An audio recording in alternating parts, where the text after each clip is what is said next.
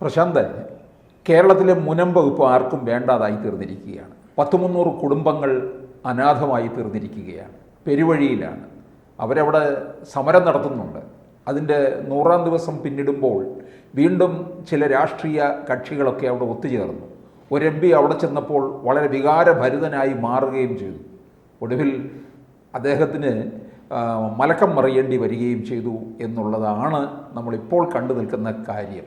പക്ഷേ മുനമ്പത്തെ സ്ഥിതി പഴയതുപോലെ തന്നെ തുടരുകയും ചെയ്യും, അതല്ലേ സാറേ? ഈ മുനമ്പം വിഷയം ശരിക്കും പറഞ്ഞാൽ ആർക്കും വേണ്ടാതെ കിടന്ന ഒരു വിഷയം, അല്ലെങ്കിൽ ആരോ ഒക്കെയോ മറച്ചു പിടിച്ചിരുന്ന ഒരു വിഷയം പ്രത്യക്ഷത്തിൽ കൊണ്ടുവന്നതും മുനമ്പം വിഷയം ജനസമൂഹം ചർച്ചയ്ക്കിടയിലേക്ക് കൊണ്ടുവന്നതിനും പ്രധാനപ്പെട്ട ഒരു പാർട്ടി BJP ആണ്. നമ്മൾ പറയാതിരിക്കുന്ന വൃത്തിയില്ല. പ്രധാനപ്പെട്ട ഒരു പാർട്ടി BJP എന്നുള്ളതല്ല, പ്രധാനപ്പെട്ട ഒരു കക്ഷി ഇപ്പോഴത്തെ കേന്ദ്രമന്ത്രിയായിട്ടുള്ള സുരേഷ് ഗോപിയാണ്.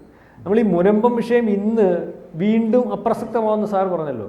ഈ മുനമ്പം വിഷയം തുടങ്ങിയിട്ട് കാലങ്ങളായി സാറേ. മുനമ്പത്തുകാർക്ക് അത് വഖഫിൻ്റെ ഭൂമി ആണെന്ന് കണ്ട് നോട്ടീസ് കൊടുത്തിട്ട് എത്രയോ കൊല്ലം, 4-5 കൊല്ലത്തിനും അപ്പുറം പോയി. അന്ന് തൊട്ട് സാറിൻ്റെ പേരിൽ ഇപ്പോൾ ഒരു ഭൂമിക്ക്, സാറിൻ്റെ താമസിച്ചുകൊണ്ടിരിക്കുന്ന ഭൂമിക്ക് സാറിൻ്റെ അല്ലെന്ന് പറഞ്ഞുകൊണ്ട് നോട്ടീസ് വന്നാൽ സാർ എവിടെയൊക്കെ പോകും? സാർ ഓരോ ദിവസവും രാവിലെ അത് എൻ്റെതാക്കാൻ വേണ്ടിയുള്ള സാധ്യത തേടി ഇറങ്ങും. അതിന് സംശയമൊന്നുമില്ല. കാരണം അത് ആ നോട്ടീസ് കിട്ടുന്നതിനെ അറിയത്തുള്ളൂ എൻ്റെ വേദന. ഇതും കൊണ്ട് ഇവർ കയറി ഇറങ്ങി ഇവിടുത്തെ CPM-കാരുടെ അടുത്തെല്ലാം പോയി, അല്ലെങ്കിൽ UDF-കാരുടെ അടുത്തെല്ലാം പോയി, ഇവിടുത്തെ മുസ്ലിം ലീഗുകാരുടെ അടുത്തെല്ലാം പോയി. ഒരു പക്ഷേ മുനമ്പത്ത് ഈ പറഞ്ഞ 300 ലാറ്റിൻ കാത്തോലിക്സ് ആയതുകൊണ്ട് 200 ഹിന്ദു കുടുംബങ്ങളുമുണ്ട്. അവർ പോയത്, അല്ലെങ്കിൽ അവർ ആദ്യമേ പോയത്, വളരെ കൂടുതൽ തവണ പോയത് എല്ലാം അവർ വോട്ട് ചെയ്തുകൊണ്ടിരിക്കുന്ന ഈ UDF-ൻ്റെയും അല്ലെങ്കിൽ LDF-ൻ്റെയും ഒക്കെ അടുത്താ. BJP-ക്കാരുടെ അടുത്ത് പോയെന്ന് എനിക്കറിയത്തില്ല. എന്തുവരും ഈ വിഷയം ചർച്ചയാവാനും അല്ലെങ്കിൽ പ്രത്യക്ഷത്തിൽ വരാനും ഒക്കെ എന്ന് പറഞ്ഞാൽ ഈ വഖഫ് നിയമ ഭേദഗതി അല്ലെങ്കിൽ വഖഫ് നിയമം ഇത് കേന്ദ്രം എടുത്ത് ഭേദഗതി ചെയ്യാൻ തുടങ്ങിയപ്പോൾ ഇവിടുത്തെ മുസ്ലിം സംഘടനകൾ ഈ നിയമ ഭേദഗതിക്കെതിരെ സമരം ചെയ്യുമെന്നും ജയിലിൽ നിറയ്ക്കുമെന്നും കേരളത്തിൽ ചർച്ചയായപ്പോഴാണ് വിഷയം ചർച്ച വന്നത്. അന്നേരവും മുനമ്പം വിഷയത്തിനകത്ത് നിയമ ഭേദഗതി വേണ്ടാന്ന് പറഞ്ഞുകൊണ്ട് ഇവിടുത്തെ നിയമസഭയിലും അല്ലെങ്കിൽ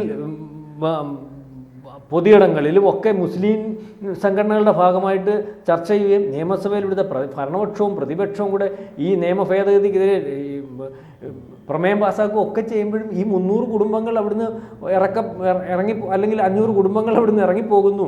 അതിനകത്ത് 300 ലാറ്റിൻ കാത്തോലിക്സ് ആണ്. ബാക്കി താമസിക്കുന്നവരും ഈ പറയുന്ന മീൻ പിടിച്ച് ജീവിക്കുന്നവരാണ്, യാതൊരു നിവൃത്തിയും ഇല്ലാത്തവരാണ്, വളരെ കാലം കൊണ്ട് നൂറ്റാണ്ടുകൾ കൊണ്ട് അവിടെ താമസിച്ചുകൊണ്ടിരിക്കുന്നവരാണ്, അവരുടെ അപ്പൂപ്പന്മാരുടെ ഭാഗമായിട്ട് ഇരുന്ന വസ്തുവാണ്. ഇതൊന്നും ചർച്ചയിൽ വന്നില്ലല്ലോ.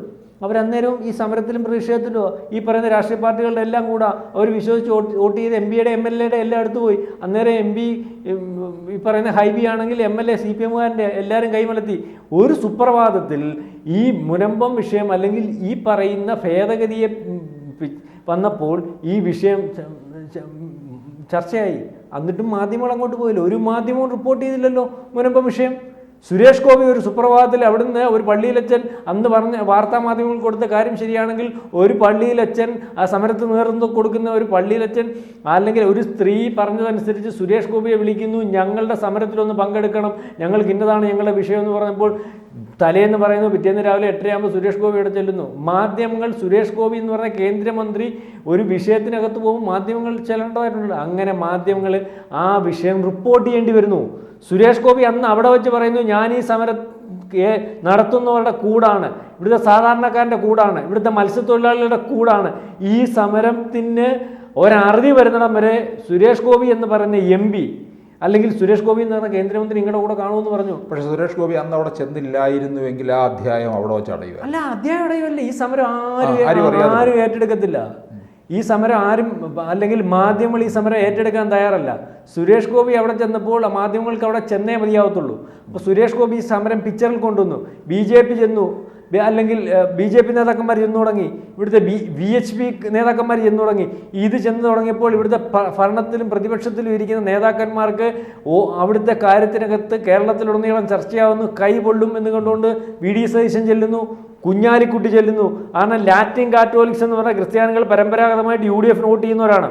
ആ വോട്ട് ചെയ്യുന്നവരാണ്. ആ വോട്ടിൻ്റെയും കൂടെ മൊത്തത്തിലുള്ള ഇതാണ് പലപ്പോഴും, അല്ലെങ്കിൽ മൊത്തത്തിലുള്ള റിസൾട്ടാണ് പലപ്പോഴും UDFിൻ്റെ ഭരണം എന്ന് പറയുന്നത്. ഇപ്പോൾ കുഞ്ഞാലിക്കുട്ടി പറയുന്നു സാധാരണക്കാരൻ്റെ ഭൂമി ഞങ്ങൾക്ക് വേണ്ട, ഞങ്ങൾ ആ ഭൂമി ഞങ്ങളുടെ സമുദായങ്ങളെല്ലാം കൂടെ കൂടി അല്ലെങ്കിൽ മുസ്ലിം സംഘടനകളെല്ലാം കൂടി ചർച്ച ചെയ്തപ്പോൾ ഞങ്ങൾക്ക് ആ ഭൂമി വേണ്ട, അത് അവർക്ക് കൊടുക്കാൻ തീരുമാനിക്കുന്നു. ഇതിന് കാരണക്കാരൻ ഇവിടുത്തെ VSൻ്റെ കാലത്തെ ഉള്ള തീരുമാനമാണ്, അല്ലെങ്കിൽ ഇപ്പോഴത്തെ ഗവൺമെൻറ് ഒരു സുപ്രഭാതത്തിൽ ചർച്ച ചെയ്താൽ തീരും എന്നുള്ള രീതിയിൽ പറയുന്നു. ആ വിഷയം പൊതുമധ്യത്തിൽ ചർച്ചയാവുന്നു. പിണറായി വിജയൻ അതിനുവേണ്ടി ഒരു കമ്മീഷനെ വയ്ക്കുന്നു. ഞാനീ പറഞ്ഞതുപോലെ പാർലമെൻറ്റിൽ പാസ്സാക്കുന്ന ഒരു നിയമം 54-ൽ കോൺഗ്രസ് പാസ്സാക്കി, 993-ൽ ആ കൂടുതൽ ആ നിയമം വിശാലമാക്കി കൊടുത്തു, വഖഫ് നിയമം. ഈ 2013-ൽ നോക്കുന്ന ഭൂമി അല്ലെങ്കിൽ ക്ലെയിം ചെയ്യുന്ന ഭൂമി അവരുടേതാവുന്ന ഒരു രീതിയിലേക്ക് ആ നിയമമാക്കി കൊടുത്തിട്ട് അതല്ലെന്ന് പറയണമെങ്കിൽ വഖഫ് ട്രിബ്യൂണലിന് മാത്രമേ അത് പറയാൻ പറ്റത്തുള്ളൂ. സുപ്രീം കോടതിക്ക് പോലും ഇടപെടാൻ പറ്റാത്ത ഒരു നിയമത്തിനകത്ത് ഇവിടുത്തെ പിണറായി വിജയൻ പറയുക ഞാൻ കമ്മീഷനെ കൊണ്ടുവച്ച് ശരിയാക്കി തരാമെന്ന്, കുഞ്ഞാലിക്കുട്ടി പറയുക ഞാൻ വെടിവെച്ച് ചർച്ച ചെയ്യാമെന്ന്, അല്ലെങ്കിൽ പ്രതിപക്ഷ നേതാവ് പറയുന്നത് വഖഫ് ഭൂമിയല്ലെന്ന്. ഒരിക്കൽ വഖഫ് ഭൂമിയാണെന്ന് പറഞ്ഞ് വഖഫ് ക്ലെയിം ചെയ്താൽ വൺസ് വഖഫ് ആൾവേസ് വഖഫ് എന്ന് പറയുന്ന നിയമം കിടക്കുക. ഇവർ മൂന്നുകൂടി ഇവരെ ചെയ്യുക. അപ്പം അതായത് ആ സമരം BJPയുടെ സമരമായിട്ട് അല്ലെങ്കിൽ BJP ഏറ്റെടുത്ത് അതിൻ്റെ മെറിറ്റിലേക്ക് പോയപ്പോൾ അതിൻ്റെ ലാഭം BJPക്ക് ഉണ്ടാവുമെന്ന് കണ്ടപ്പോൾ ആ സമരത്തിനകത്തുനിന്ന് തന്നെ ഈ പറയുന്ന കോൺഗ്രസിനെയും കമ്മ്യൂണിസ്റ്റ് പാർട്ടിയും വിളിച്ചു വരുത്തി ആ സമരത്തിൻ്റെ ഭാഗമാക്കുന്നതിന് വേണ്ടി ഒരു ശ്രമം നടന്നോ എന്ന് നമുക്ക് തോന്നുന്നതായിട്ട് വരുന്നുണ്ട്. പക്ഷേ ഇവിടെ ഹൈബീഡൻ അവിടെ ചെന്ന് പ്രസംഗിച്ചപ്പോഴും പറഞ്ഞത് എന്താണ്, ഞാൻ നിങ്ങളോടൊപ്പമാണ് നിൽക്കുന്നത്, MP സ്ഥാനം വരെ ത്യജിക്കാൻ തയ്യാറാണ് എന്ന് പറഞ്ഞു. സാറേ നിങ്ങളോടൊപ്പം അതും ഇങ്ങനെ പറഞ്ഞു പോകുന്നു. കഴിഞ്ഞ ദിവസം ഫ്രാൻസിസ് ജോർജ് നിങ്ങളോടൊപ്പം നിൽക്കുന്നതെന്ന് പറയാം. സാർ അവിടെ ചെന്ന് ഞാനും അവിടെ ചെന്ന് നിങ്ങളോടൊപ്പം നിൽക്കുന്നതെന്ന് പറയാം. നമ്മളവിടെ സമരത്തിൻ്റെ അടുത്ത് നിന്ന് ഇംഗ്ലാസ് സിന്ദാബാദ് വിളിക്കാം. അതിനാണ് നിങ്ങളോടൊപ്പം നിൽക്കുന്നത്. ജനപ്രതിനിധി അങ്ങനെയല്ല നിൽക്കണ്ടേ. ജനപ്രതിനിധി എന്ന് പറഞ്ഞാൽ അവർക്കിടെ ഒരു കാര്യം നിയമപരമായിട്ട് നിന്ന് സാധിച്ചു കൊടുക്കാൻ പറ്റുന്നതാണ് ജനപ്രതിനിധി എന്ന് പറയുന്നത്. MP എന്ന് പറഞ്ഞാൽ ഈ നിയമത്തിൻ്റെ ഭാഗമായിട്ടുള്ള കാര്യങ്ങൾ പാർലമെൻറ്റിൽ വരുമ്പം അവരുടെ ഭാഗമായിട്ട് അവിടെ പാർലമെൻറ്റിൽ നിയമത്തിന് അനുകൂലമായിട്ട് നിൽക്കണം. അതിനാണ് MP. അതാണ് അയാൾ ചെയ്യേണ്ടത്. അല്ലെ ഹൈബീഡൻ അവിടെ വന്നിട്ട് ഞാൻ നിങ്ങളുടെ കൂടാന്ന് പറഞ്ഞിട്ട് കാര്യമില്ല. ഹൈബീഡൻ വഖഫ് ഭേദഗതി നിയമം പാസ്സായാൽ മാത്രമേ മുനമ്പത്തുകാർക്ക് ആ ഭൂമി നിലനിൽക്കത്തുള്ളൂ, അല്ലെങ്കിൽ മുൻകാല പ്രാബല്യത്തോടു കൂടി പാസ്സാക്കിയാൽ മാത്രമേ ആ ഭൂമി നിലനിൽക്കത്തുള്ളൂ. അപ്പം ആ ബില്ല് പാർലമെൻറ്റിൽ വരുമ്പോൾ അതിൻ്റെ കൂടെ നിൽക്കണ്ടേ. അല്ലെങ്കിൽ വഖഫ് ഭേദഗതി വേണ്ടെന്ന് പറഞ്ഞ് നിന്നാൽ പിന്നെ എങ്ങനെ മുനമ്പത്തുകാരുടെ കൂടെ ആവുന്നത്? ഫ്രാൻസിസ് ജോർജ് ഇവിടെ വന്നിട്ട് മൈക്കിൽ കൂടെ കാര്യം പറഞ്ഞാൽ പോരാ. പാർലമെൻറ്റിൽ ആ നിയമം വരുമ്പം BJP കൊണ്ടുവന്ന ഭേദഗതി നിയമത്തിന് അനുകൂലമായിട്ട് വോട്ട് ചെയ്യണം.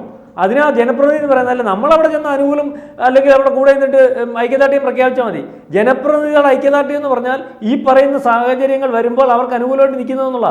അപ്പം ഈ സമരം BJPയുടെ ഭാഗമാകുന്നു, അല്ലെങ്കിൽ ക്രിസ്ത്യാനികൾ BJP മാത്രമേ ഞങ്ങളെ സഹായിക്കാനുള്ളൂ എന്ന് കണ്ടപ്പോൾ ഇതിനകത്തുനിന്ന് തന്നെ, അല്ലെങ്കിൽ സമരത്തിനകത്ത് നിൽക്കുന്ന സാധാരണക്കാരുടെ കാര്യമല്ല പറയുന്നത്, ഇത് രാഷ്ട്രീയ മുതലെടുപ്പിന് വേണ്ടി അല്ലെങ്കിൽ BJP ശ്രമിക്കും. സാറേ വഖഫ് നിയമ ഭേദഗതി കൊണ്ടുവന്നത് അതിനാ. ഈ നിയമം രാജ്യത്തുടനീളമുള്ളവൻ്റെ വസ്തു പിടിച്ചു പറിക്കുന്നു, അത് ശരിയാവത്തില്ല, ഭേദഗതി കൊണ്ടുവരുന്നു. കോൺഗ്രസ് ഇതുപോലെ ഒരു പ്രത്യേക സമുദായത്തിന് പ്രത്യേക ആൾക്കാരുടെ താല്പര്യത്തിന് വേണ്ടി കൊണ്ടുവന്ന നിയമമാണ്. ഇതിങ്ങനെയല്ല ഞങ്ങൾ മാറ്റുമെന്ന് പറഞ്ഞത് അവരുടെ രാഷ്ട്രീയം കൂടാ. പറയുന്നത് മനസ്സിലാവുന്നുണ്ട്. അതിന് കിടന്ന് പറഞ്ഞിട്ട് കാര്യമൊന്നുമില്ല. അവരുടെ രാഷ്ട്രീയമാണ്. അതിനെന്താ, ഓരോ പാർട്ടിക്കും ഓരോ രാഷ്ട്രീയമുണ്ട്.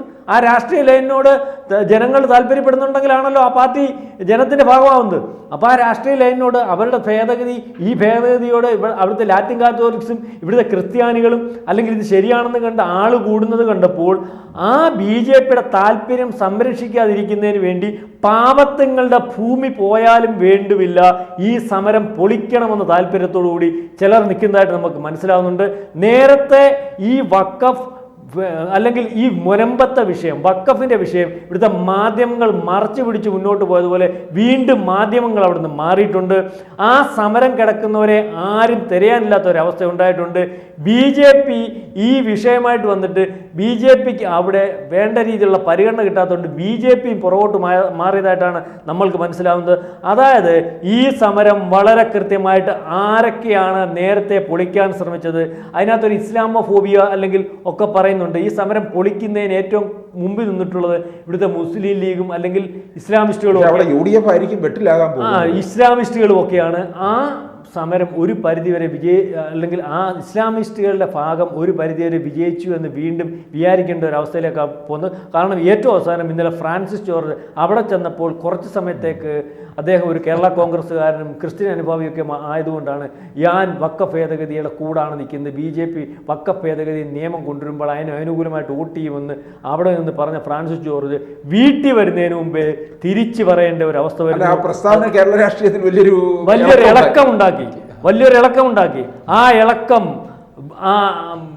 കേരള രാഷ്ട്രീയം ചർച്ച ചെയ്യുന്ന ഒരു അവസ്ഥയിലേക്ക് വരേണ്ട ഫ്രാൻസിസ് ജോർജ് എന്ന് പറയുന്ന MP ബിജെപിയിലേക്ക് അല്ലെങ്കിൽ അത് ന്യായമായ ഒരു കാര്യമാണ് ഫ്രാൻസിസ് ജോർജ് പറയുന്നു എന്നുള്ള രീതിയിലേക്ക് ഒരു വന്നപ്പോൾ അവിടെ ഫ്രാൻസിസ് ജോർജിനെ അവിടെ പിടിച്ചു നിർത്തി. ഞാൻ പറഞ്ഞത് തിരിച്ചെടുത്തിരിക്കുന്നു. UDF നിലപാടുമായിട്ടാണ് മുന്നോട്ട് പോകുന്നത്. UDF നിലപാടെന്ന് പറഞ്ഞാൽ വഖഫ് ഭേദഗതി നിയമം പാസ്സാക്കുന്ന അല്ലെങ്കിൽ ഭേദഗതിക്ക് എതിരായിട്ടുള്ള നിലപാടാണ്. ആ നിലപാടിൻ്റെ കൂടാണ് നിൽക്കുന്നത്. അതായത് മുനമ്പത്തെ സാധാരണക്കാരൻ്റെ കൂടെ അല്ല ഇവിടുത്തെ കോൺഗ്രസും മുസ്ലിം ലീഗും UDFും ഫ്രാൻസിസ് ജോർജും.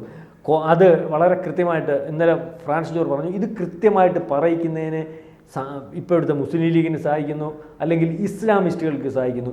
ഈ സമരം പോലും പൊളിക്കാൻ അവർ താല്പര്യപ്പെടുന്ന രീതിയിൽ സാധിച്ചിട്ടുണ്ട്. അതായത് BJP ഏറ്റെടുത്ത ഒരു സമരം പോലും വളരെ കൃത്യമായിട്ട് പൊളിക്കാൻ സമുദായത്തിനകത്ത് നിന്ന് പോലും സാധിക്കുന്നൊരവസ്ഥ.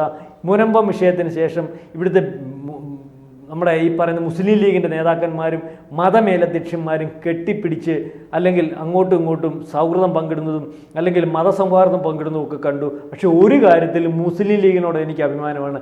അവർക്ക് എല്ലാ മതസൗഹാർദ്ദവും എല്ലാ കാര്യമുണ്ട്. പക്ഷെ അവരുടെ സമുദായത്തിൻ്റെ താല്പര്യം സംരക്ഷിച്ചിട്ടും അവരുടെ താല്പര്യം സംരക്ഷിച്ചിട്ടും മുൻഗണന കൊടുക്കുന്നു. അത് സംരക്ഷിച്ചതിന് ശേഷമുള്ള സൗഹാർദ്ദവും കെട്ടിപ്പിടിയുമേ ഒക്കെ ഉള്ളൂ. മുനമ്പത്തെ സമരം, BJPയുടെ സമരം, അവിടുത്തെ സാധാരണക്കാരൻ്റെ സമരം, ഇവിടെ ഇവരെല്ലാം UDFും LDFും ഇവിടുത്തെ മതമേലധ്യക്ഷന്മാരും എല്ലാവരും കൂടി പൊളിച്ചു എന്ന് വേണം നമ്മൾക്ക് കരുതാൻ. കൂടുതൽ വാർത്തകളും വിശേഷങ്ങളും നിങ്ങളിലേക്ക് എത്താൻ ABC മലയാളം സബ്സ്ക്രൈബ് ചെയ്യുക, ബെൽ ബട്ടണും അമർത്തുക.